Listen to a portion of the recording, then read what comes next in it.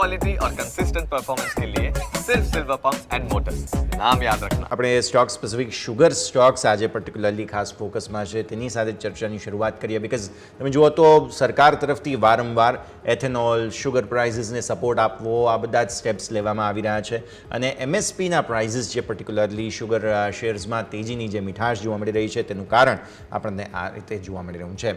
તો સર આજે તેજી મતલબ પર્ટિક્યુલરલી શુગર સ્ટોક્સ માટે તમે જોવા જાઓ તો લાંબો સમય બહુ સારી તેજી જોવા મળેલી છે અને ફંડામેન્ટલી એવું કોઈ રીઝન નથી કે અહીંયાથી બહુ જલ્દી કોઈ સેલિંગ આવવાની શરૂઆત થાય.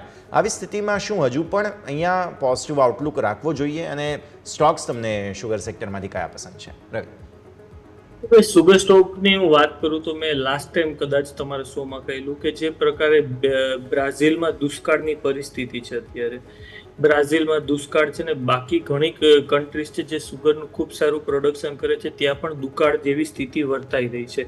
તો એ કારણે ઓવરઓલ તમે ઇન્ટરનેશનલ માર્કેટમાં જુઓ તો ત્યાં પણ સુગરના પ્રાઇસીસમાં વધારો જોવા મળી રહ્યો છે.